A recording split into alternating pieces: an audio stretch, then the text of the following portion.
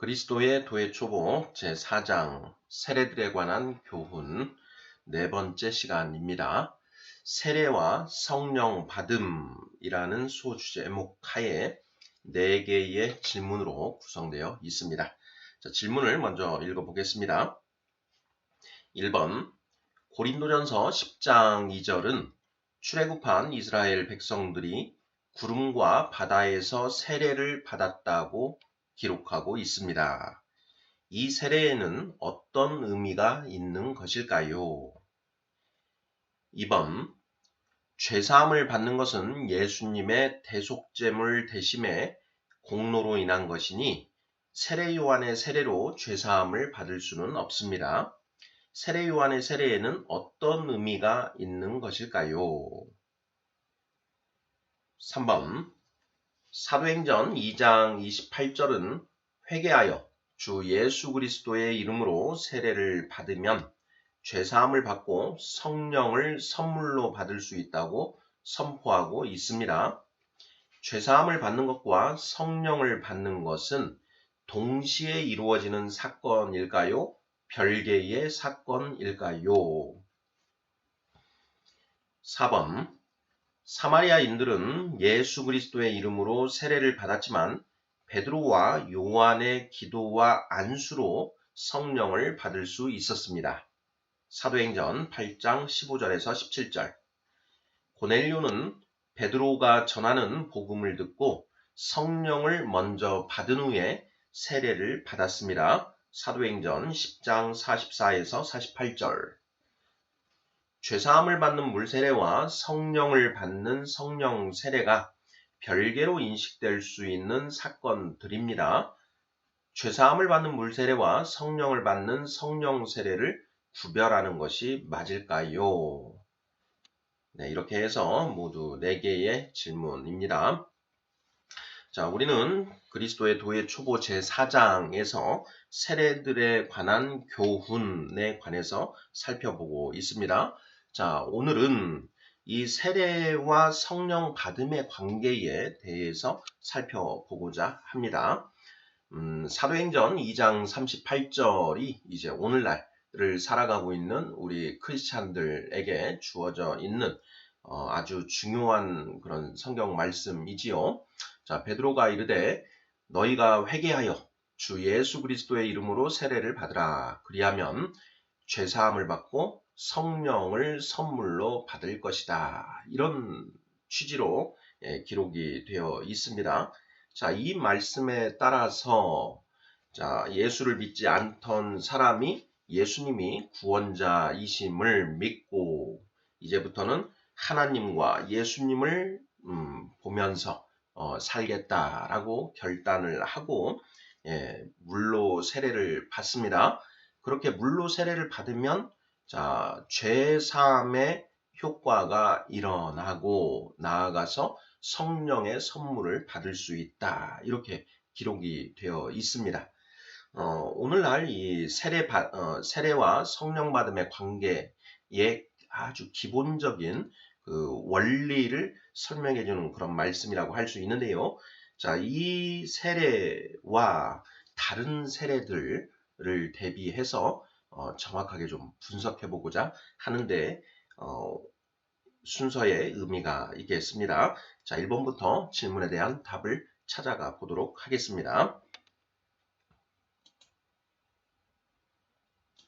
1번 고린도전서 10장 2절은 출애굽한 이스라엘 백성들이 구름과 바다에서 세례를 받았다고 기록하고 있습니다. 이 세례에는 어떤 의미가 있는 것일까요? 자, 고린도전서 10장 1절 2절 읽어보도록 하겠습니다. 자, 형제들아 나는 너희가 알지 못하기를 원하지 아니하노니 우리 조상들이 다 구름 아래에 있고 바다 가운데로 지나며 모세에게 속하여 다 구름과 바다에서 세례를 받고 이렇게 기록이 되어 있습니다. 자, 출애굽한 이스라엘 백성들이 자, 모세의 그 인도하에 구름 기둥 아래에 있고 또한 홍해 바다 가운데로 지나갑니다. 자, 그 장면을 기록하면서 바로 이것이 구름과 바다에서 세례를 받은 것이다 라고 이렇게 선포를 하고 있는 것이죠. 자, 이것이 구름과 바다에서 세례를 받은 것이다 이렇게 되어 있으니 그러한 것인데요. 자, 그러면 이 세례에는 어떤 의미가 있는가 하는 것입니다. 자, 방금 우리가 살펴본 것처럼 사도행전 2장 38절에 의하면 세례를 받으면 죄사함을 받고 성령의 선물을 받는 것인데요. 자, 이렇게 구름과 바다에서 세례를 받은 이스라엘 백성들에게도 이러한 죄사함과 성령 받음의 일들이 일어났는가 하는 부분들을 좀 체크해 봐야 되지 않을까 싶습니다. 자, 첫째. 자, 이러한 세례로 이스라엘 백성들이 죄사함을 받았습니까? 받지 못했습니까? 죄사함을 받았는가? 받지 못했는가? 죄사함은 예수님의 십자가 보혈의 공로와 능력으로 일어난다라고 했습니다. 자, 당시 출애굽 당시에 예수님은 아직 태어나시기도 전이시지요. 자, 그렇다면 죄사함을 받았다, 받지 못했다. 받지 못했다라고 보는 것이 거의 명확하지 않은가 싶습니다. 자, 아울러서 자, 이러한 세례로 이스라엘 백성들이 성령을 받을 수 있었는가, 받았는가, 받지 못했는가? 네, 정답은 받지 못했다. 이렇게 보면 맞을 것 같습니다. 자, 왜냐하면 예수님이 십자가에서 죽으신 이후에 비로소 자, 성령 시대가 열렸다라는 것이죠. 물론 예수님의 십자가 사건 이전에도 자, 성령을 받는 사람들이 간헐적으로 있었습니다. 자, 아브라함에게도 성령이 임했고 그리고 야곱에게도 성령이 임했습니다. 우리가 잘 아는 이제 사울 왕에게도 성령이 임했다가 성령이 거두어졌고 다윗 왕도 성령을 받았습니다. 하나님의 법은 성경에서 우리가 알 수 있는 하나님의 법은 이신칭의이죠. 이신칭의. 자, 믿음으로 의롭다함을 받는다. 일단 이신칭의가 이루어져야 이제 최소한 성령을 받을 수 있는 어떤 그 가능성이 열리는 것 아닐까 이런 생각이 드는데요. 이집트에서 출애굽한 그러니까 이집트에서 나온 이스라엘 백성들이 그 구름과 바다에서 세례를 받았는데 그 세례로는 죄사함을 받지도 못했고 성령을 받지도 못했다라는 것이죠. 성령을 받기 위해서는 먼저 우리가 깨끗해져야 됩니다. 자, 성령은 거룩한 하나님의 영이십니다. 자, 그러한 거룩한 하나님의 영이 죄인의 몸에 들어올 수 있는가 없는가? 없다라고 봐야 되지요. 자, 그래서 성령을 받기 위해서는 먼저 우리가 죄사함을 받아서 우리가 깨끗해져야 되는데 바로 그렇게 깨끗해지는 것을 의롭다고 이제 불리는 것이라고 이렇게 표현을 해서 칭의라고 하는 것이죠. 자, 오늘날은 우리가 예수님이 그리스도이심을 믿고 세례를 받으면 그 칭의가 이루어진다. 칭의가 이루어지는 그 하나님의 법에 따라서 우리가 성령을 받게 되는 것이지요. 자, 이집트에서 나온 이스라엘 백성들은 구름과 바다에서 세례를 받았지만 그것으로 인해서 죄사함이 이루어지지는 않았습니다. 그 자체로 의롭다함을 받지 못한 것이죠. 그러니 당연히 성령을 받지는 못했다. 이렇게 보는 것이 맞는 것 같습니다. 자, 그렇다면 자, 이러한 세례에는 어떠한 의미가 있는 것인가? 출애굽한 이스라엘 백성들이 구름과 바다에서 세례를 받았는데 그 세례에는 도대체 어떤 의미가 있는 것인가 하는 이제 그런 질문이 되는 것입니다. 자, 성도님들께서는 이 질문에 어떤 답을 하시겠습니까? 자, 믿지 않는 불신자나 초신자의 질문에 우리는 답을 해야 됩니다. 답할 의무가 있지요. 자, 어떻게 답을 하면 맞는 것인가? 자, 저는 이렇게 생각을 해봤습니다. 모든 의문은 성경에 답이 있다. 그래서 우리가 성경을 구석구석 찾아서 그 답을 찾아야 되는데요. 오늘은 구석구석 찾지 않아도 그 본문 자체에 어느 정도 답이 있는 것이 아닌가 싶습니다. 자, 본문 고린도전서 10장 1절, 2절 읽어보겠습니다. 형제들아, 나는 너희가 알지 못하기를 원하지 아니하노니 우리 조상들이 다 구름 아래에 있고 바다 가운데로 지나며 모세에게 속하여 다 구름과 바다에서 세례를 받고 이렇게 되어 있습니다. 자, 이 안에 어느 정도 답이 제시되어 있는 것 아닌가 싶은데요. 어느 대목일까요? 네, 저는 모세에게 속하여 라고 하는 대목에 답이 있지 않은가 이렇게 묵상하고 있습니다. 우리 개역개정 성경으로는 이제 좀 더 명확하지는 않은데요. ESV 성경을 보면 이렇게 되어 있습니다. 2절만 보면은요. And all were baptized into Moses in the cloud and in the sea 이렇게 되어 있습니다. 모두 all were baptized 세례를 받았다. into Moses 모세에게 들어가기 위하여 into Moses 이렇게 되어 있죠. 모세에게 속하여 구름과 바다에서 세례를 받고 이렇게 그 해석이 되어 있는데 모세에게 속하기 위하여 구름과 바다에서 세례를 받았다. 이렇게 이제 영어 성경은 이제 어순이 그렇게 되어 있습니다. 무슨 뜻인가? 무슨 뜻인가? 세례에는 입문의 그런 그 의미가 분명히 있습니다. 우리 칼뱅 선생도 이제 그 부분에 입문의 의미를 이제 강조를 하고 있는데요. 자, 구름과 바다에서 세례를 받음으로써 모세에게 속하게 되었다. 입문의 의미가 있다라는 것이죠. 세례가 이제는 그 모세의 그 영도 하에 모세의 지도에 따르겠다라고 하는 어떤 그런 의미가 있다. 모세의 제자로 들어가는 의미가 있다. 이런 뜻입니다. 우리가 예수님의 이름으로 세례를 받는다라는 것은 이제부터는 내가 예수님의 제자로 살겠다라고 하는 그런 어떤 그 입문, 입도의 의미가 있다라는 것이죠. 불제자 분들이 이제 머리를 깎습니다. 머리를 깎는 것은 자, 이제 석가모니 부처님의 제자로 살겠습니다라고 하는 그런 입문의 의미가 있다라는 것이죠. 이 세례에 바로 그러한 입문의 의미가 있는 것 아니냐. 그래서 고린도전서 10장 2절은 우리 조상들이 다 구름 아래에 있고 바다 가운데로 지나며 모세에게 속하여 다 구름과 바다에서 세례를 받았다. 이렇게 쓰고 있다. 이것이 이제 저의 묵상입니다. 저의 묵상에 꼭 맞는 것은 아닙니다. 계속 저는 이제 그 묵상을 계속 해볼 것인데요. 자, 우리 성도님들은 어떻게 생각하시는지요? 자, 2번 질문 보겠습니다.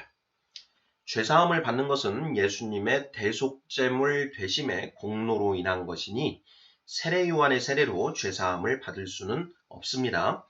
세례 요한의 세례에는 어떤 의미가 있는 것일까요? 이렇게 되어 있습니다.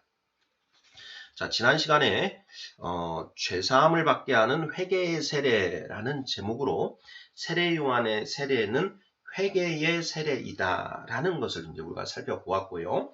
자, 그러한 회개의 세례에는 죄사함의 효력은 아직 없다라는 것을 우리가 살펴보았습니다. 1번 문제에서 우리가 언급을 했지만 이 죄사함의 효과가 일어나는 것은 예수님의 십자가 보혈의 공로 때문이다 라는 것이죠. 당연히 세례 요한이 베푼 그 세례 요한이 세례를 베풀 당시에는 자, 예수님이 아직 그 이스라엘의 공생에 드러나시기 전이었죠. 당연히 그 세례 요한의 세례를 받고 죄사함을 받은 사람은 없는 것이다. 이렇게 우리가 생각하는 것이 맞지 않을까 싶습니다. 자, 그러면 이러한 세례 요한의 세례에는 어떤 의미가 있는 것인가 하는 질문입니다. 자, 지난 시간에 우리가 다루었던 것을 이렇게 정리하고 하는 그런 의미가 있는데요. 자, 첫 번째는 자, 세례 요한의 세례는 회개의 세례이다. 회개의 세례. 회개의 세례가 무엇인가? 하나님께 돌아섰던 하나님을 등졌던 그 이스라엘 백성들이 자신들의 그러한 잘못을 인정하고 하나님께 다시 돌아오겠다라고 하는 그러한 결심을 인치는 의미의 세례. 이것이 바로 회개의 세례다. 이렇게 답을 하면 맞지 않을까 싶습니다. 물론 이제 성경에 근거가 있어야 되는데요. 지난 시간에 우리가 회개의 세례다라고 하는 이제 그 본문만 찾아봤는데 그 회개의 세례가 어떤 의미를 지니고 있는가를 뒷받침하는 그런 본문을 조금 더 살펴보도록 하겠습니다. 자, 누가복음 1장 15절에서 17절입니다. 누가복음 1장 15절에서 17절. 자, 사가랴에게 가브리엘 천사가 나타나서 이 세례 요한을 잉태하고 세례 요한을 출산하게 될 것이다 라는 것을 이제 알려주면서 그 세례 요한이 어떤 사람이 될 것인지에 대해서 선포하는 그런 말씀입니다. 읽어보겠습니다. 누가복음 1장 15절에서 17절. 자, 이는 그가 주 앞에 큰 자가 되며 포도주나 독한 술을 마시지 아니하며 모태로부터 성령의 충만함을 받아 이스라엘 자손을 주 곧 그들의 하나님께로 많이 돌아오게 하겠음이라. 그가 또 엘리야의 심령과 능력으로 주 앞에 먼저 와서 아버지의 마음을 자식에게 거스르는 자를 의인의 슬기에 돌아오게 하고 주를 위하여 세운 백성을 준비하리라. 아멘. 자, 이 본문 내용을 살펴보면요. 세례 요한의 사명이 무엇인지, 회개의 세례의 의미가 무엇인지 명확하게 나와 있습니다. 어느 부분인가요? 네, 바로 누가복음 1장 16절. 이스라엘 자손을 주 곧 그들의 하나님께로 많이 돌아오게 하겠음이라. 이렇게 되어 있습니다.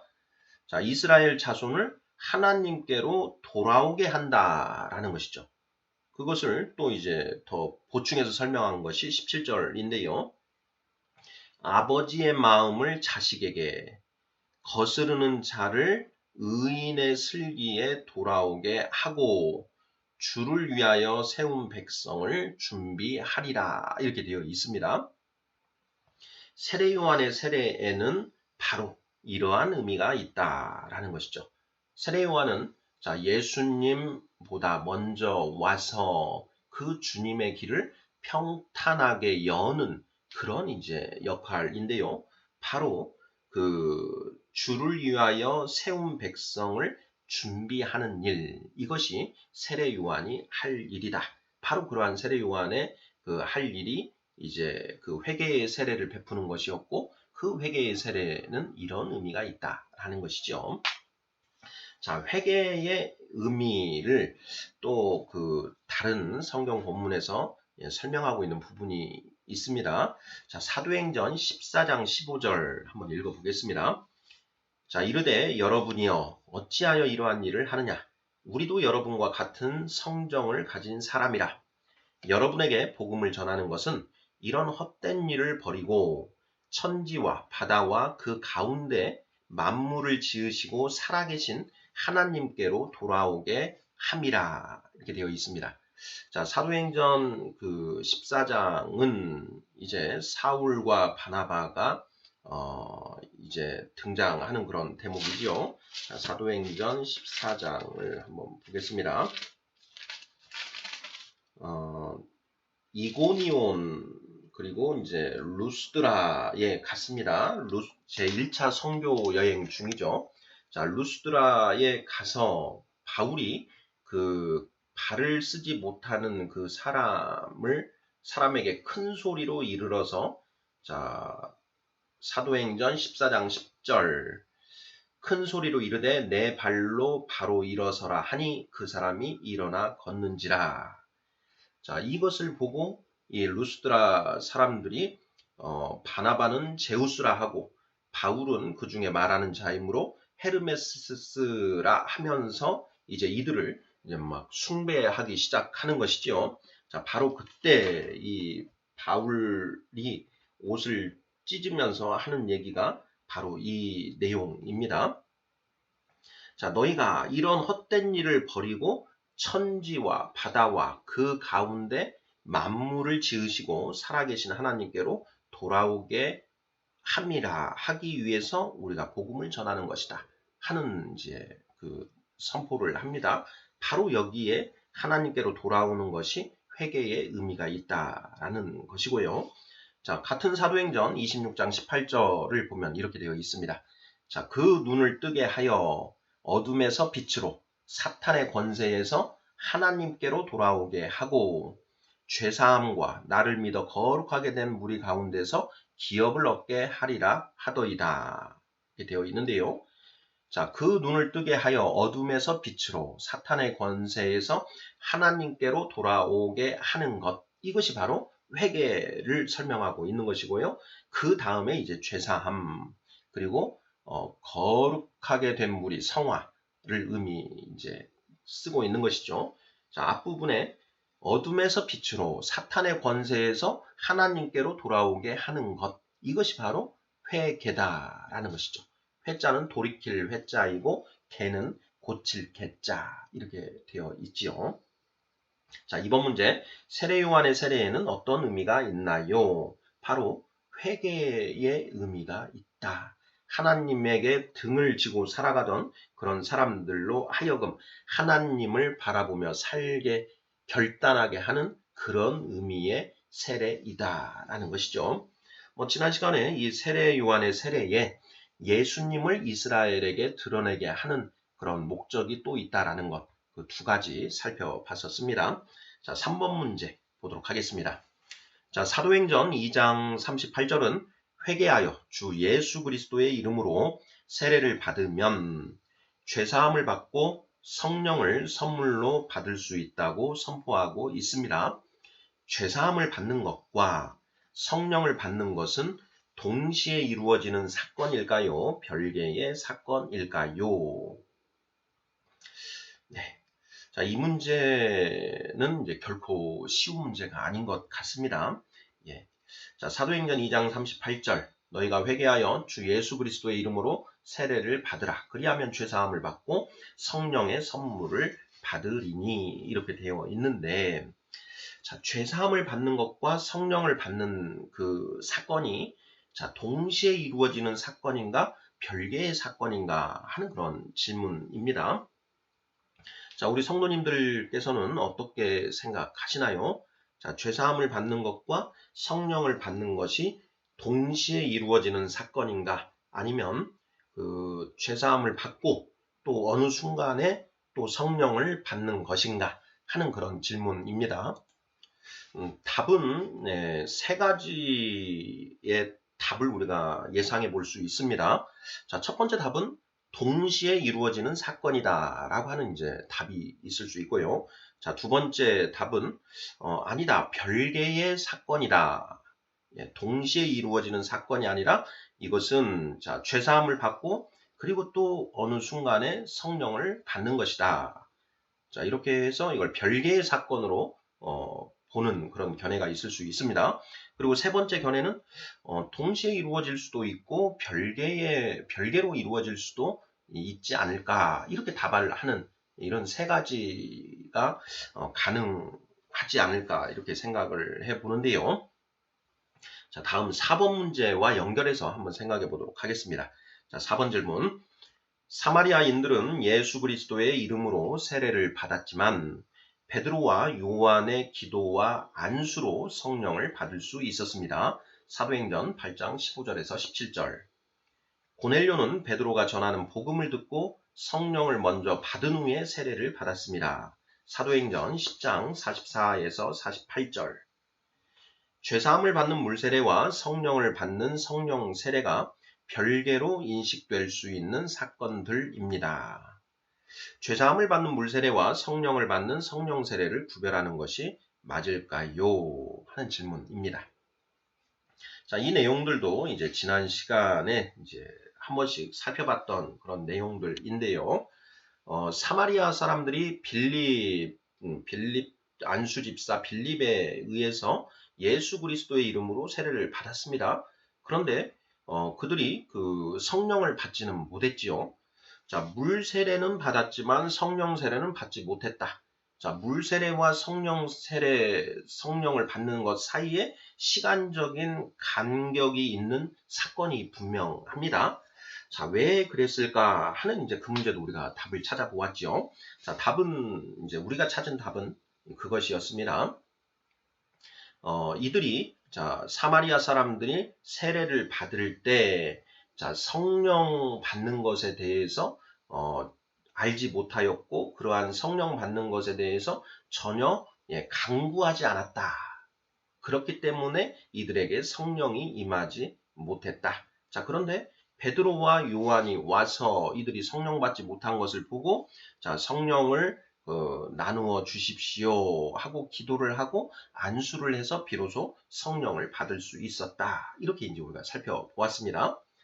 자, 고넬료 사건에서는 고넬료가 성령을 받은 사례에서는 고넬료가 베드로를 이제 청해서 그 복음을 듣습니다. 그 복음을 듣는 중에 먼저 성령이 내려온 것이지요. 성령이 임한 것입니다. 자, 그러자 이제 베드로가 이들이 성령을 받았으니 어찌 물세례를 베풀지 못하겠는가 해서 물세례를 이제 베풀게 되는 것이죠. 그래서 성령을 먼저 받고 그 뒤에 물세례를 받았다. 이런 내용이었습니다. 자, 왜 이런 일이 일어났을까 하는 부분도 우리가 이제 답을 찾아보았는데, 이제 우리가 찾은 답은 이방인에게 대해서 이제 이방인은 구원받을 수 없다라고 하는 어떤 그런 선입견을 가지고 있는 그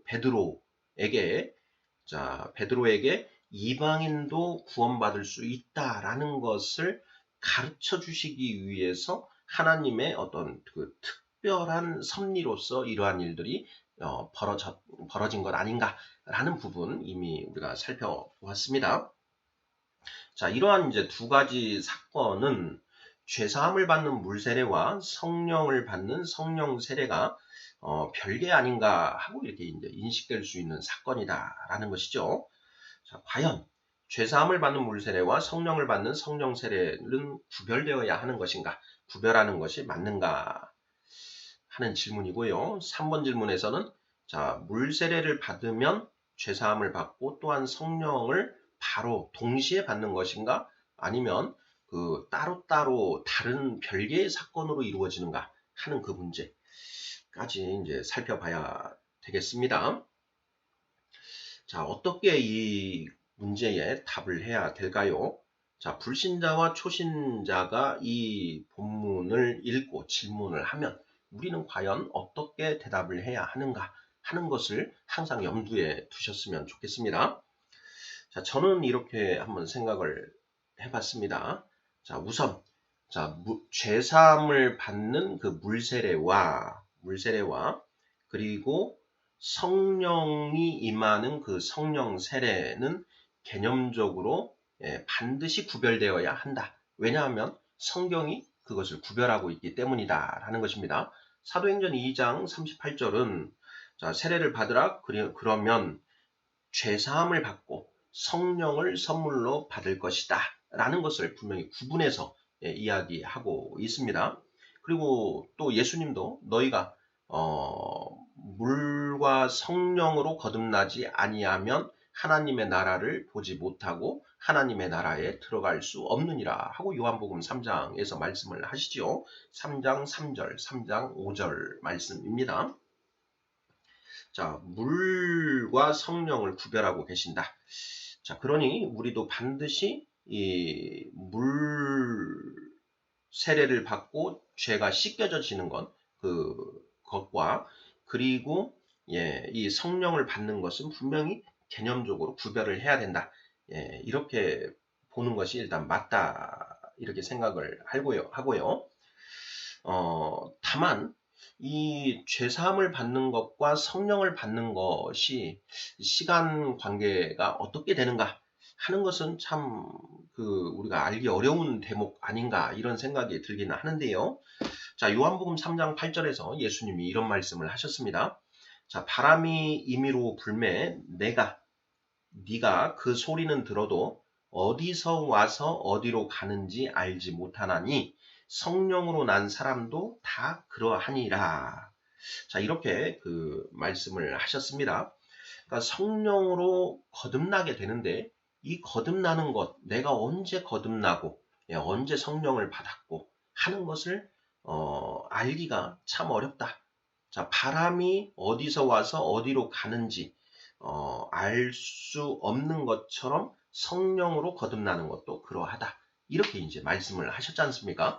그래서 우리가 이 죄사함을 받는 것과 이 성령을 받는 것, 내가 언제 성령을 받았을까 하는 부분들을 알기가 참 어렵다. 이렇게 이제 이해를 하면 일단 성경적으로 맞지 않을까 싶고요. 우리의 이제 성장 과정을 또 한번 생각을 해봐야 되지 않을까 싶습니다. 우리가 거듭나게 되는 것, 그 과정이죠. 자, 물 세례를 받으면 죄가 씻겨집니다. 죄사함이 이루어지는 것이지요. 자, 그리고 그 뒤에 성령을 받게 됩니다. 성령 받는 것을 우리가 성령 세례다. 이렇게 이야기를 하고, 자, 그러면 이제 거듭나게 되는데요. 자, 이 거듭남과 관련해서, 우리가 이제 아이가 수정이 되면, 이 정자와 난자가 만나서 수정이 되면 이제 그 순간이 아이가 잉태되는 그런 순간이지요. 자, 그리고 잉태된 아이가 엄마 뱃속에서 10달 동안 이렇게 이제 자라나게 되고, 그런 뒤에 이제 출산을 통해서 이 세상을 보게 됩니다. 그렇지요. 자, 성령으로 거듭나는 것을, 자, 성령 받으면 즉시 우리가 거듭나는 것이냐? 아니면, 자, 성령을 받고, 자, 아이가 엄마 뱃속에서 10달 동안 있다가 태어나는 것처럼 우리도 그렇게 10달 태아의 상태를 거쳐서 그 다음에 태어나는 것인가? 그리고 그 태어나는 순간이 거듭나는 것인가? 아니면 성령으로 잉태되는 그 순간에 우리는 거듭난 것인가? 하는 이 부분도 우리가 생각을 해볼 필요가 있습니다. 저는 예수님이 육으로 난 것은 육이요 영으로 난 것은 영이니 하고 말씀하신 요한복음 3장 6절인가요? 7절 하셨던 그 말씀에 따라서 우리가 성령으로 이제 우리 영이 거듭나는 영이 잉태가 되었다가 그렇게 이제 10달 동안 엄마 뱃속에 있는 것처럼 그 과정을 거치고 비로소 이렇게 출산하는 것이 아닐까. 이렇게 보는 것이 우리의 신앙 경험에 비추어 볼 때 맞지 않을까 하는 그런 생각을 가지고 있습니다. 저의 경우에는 제가 2007년도 4월 경에 이제 물 세례를 받았는데요. 그러고 나서 이제 2016년도 이제 4월 경에 예수 그리스도 예수님이 저의 주님이시다라는 것을 이제 비로소 믿게 되었습니다. 저는 이제 다이어리를 제가 이렇게 쓰고 있어서 일기를 쓰고 있어서 이제 그러한 부분들을 찾아볼 수가 있었는데요. 저의 경우에 보면 2007년도에 세례를 받았을 때, 그 성령이 저에게 임하셨고, 그러고 나서 근 9년이 지난 시점에 비로소 제가 예수 그리스도를 온전히 믿게 되면서 그때, 이제 그 출산하게 된 것이 아니냐. 저는 이런 생각이 듭니다. 그리고 이제 그 뒤에 출산해서 이제 영적인 갓난아이 상태로 이제 그 출산이 된 것이고, 그 상태에서 이제 하나님의 말씀을 먹고 무럭무럭 자라나서 지금 이제 뭐 한 고등학교 한 2학년 정도 이런 수준에 온 것이 아닌가. 저는 이제 개인적으로 저를 그렇게 보고 있는데요. 방금 말씀드린 저의 사례에서 보는 것처럼 세례를 받았을 때, 물세례를 받았을 때 성령을 받았다. 그런데 그 태아 상태로 9년 동안을 있다가 9년 뒤인 2016년도에 비로소 거듭났다. 예, 출산하게 되었다. 그래서 영적인 갓난아이가 된 것 아닌가. 이렇게 이제 생각이 듭니다. 우리 주변에 이제 우리 각 교회의 초신자 성도님들 이렇게 보게 되면 교회에 등록을 하시고 학습을 받고 그러고 이제 세례를 받으시지요. 자, 세례를 받으시고 이제 또 계속해서 그 성경을 공부를 해 나갑니다. 그런 이후에 정말 이제 예수 그리스도를 이제 본인이 확신하게 되고 하는 그런 단계들이 있지 않습니까? 누구나 그 과정을 거치는 것 같습니다. 다만 시기의 길고 짧음의 이제 차이는 있지요. 그래서 그러한 것들을 보면 물 세례를 받을 때 성령도 동시에 임하는 것이 아닌가 하는 그런 생각이 들고요. 그런 이후에 이제 그 엄마 뱃속에서 태아가 자라나듯이 그런 일정 기간을 각자의 기간을 거친 후에 정말 예수 그리스도를 이제 확신하면서 거듭나는 것이 아닌가 이런 생각이 듭니다. 그리고 이제 그렇게 거듭나는 것은 이제 그 출산, 우리의 자라남의 시작이고 그렇게 해서 쭉 또 성장하다가 장성한 자가 되는 그런 시점이 또 있는 것이지요. 그래서 이걸 첫 번째 거듭나는 것이고 이제 장성한 자가 되는 것은 뭐 두 번째 거듭남이라고도 이렇게 표현을 할 수가 있지 않을까 뭐 이런 생각을 해 봅니다. 우리 성도님들께서는 어떻게 생각하시는지요? 자, 이 문제도 앞으로 조금 더 우리가 깊이 있게 살펴보아야 할 문제입니다. 자, 그리스도의 도의 초보 오늘 4장 4번째 시간에는 세례와 그 성령 받음에 대한 문제를 출애굽한 이스라엘 백성들이 구름과 바다에서 세례를 받는 사건, 그리고 그 세례 요한의 세례를 받은 그 이스라엘 백성들을 이제 또 한번 살펴보았고요.